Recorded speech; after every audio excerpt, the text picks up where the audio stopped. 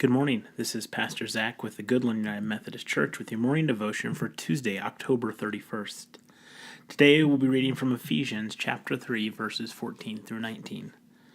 For this reason I bow my knees before the Father, from whom every family in heaven and on earth takes its name.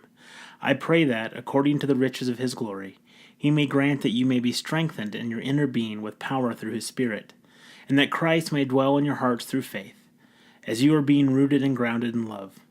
I pray that you may have the power to comprehend, with all the saints, what is the breadth and length and height and depth, and to know the love of Christ that surpasses knowledge, so that you may be filled with all the fullness of God. I also want to share with you a reflection written by C.S. Lewis from The Problem of Pain. When Christianity says that God loves man, it means that God loves man, not that he has some disinterested because really indifferent concern for our welfare, but that in awful and surprising truth, we are the objects of his love. You ask for a loving God, you have one.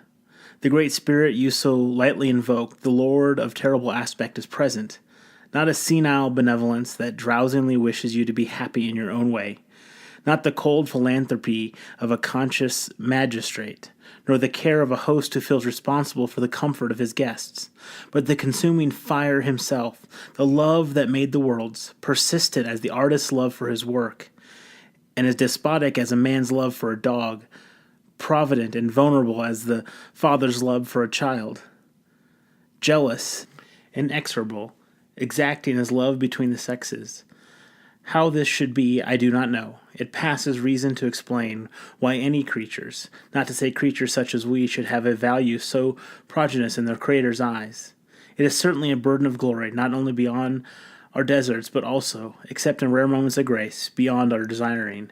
We are inclined, like the maidens in the old play, to deprecate the love of Zeus, but the fact seems unquestionable.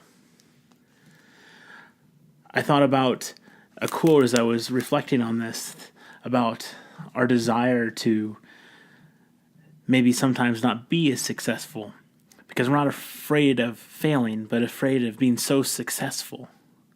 Being so successful that we defy expectations. And that's what God's love in this instance is like. It's not just a simple desire for us to be happy, to find meaning, but an all-encompassing love, one that it's hard for humanity to even comprehend nor replicate. But that's the love of God that is present in our world and in our life. If we are just open to receiving it, it's life-changing. It is soul-changing. It is a way for us to experience God and change the world with God's Spirit through us. Today is a big day for our community. We have our trunk or treat downtown, and I know there'll be lots of people from the Goodland United Methodist Church participating. Also, this Sunday we begin a new sermon series. It is called Moving Out of Scarcity, to look at how we live a life thinking about scarcity when we really have a life of abundance through God. We hope that you'll join us Sundays at 10:30. Have a blessed day.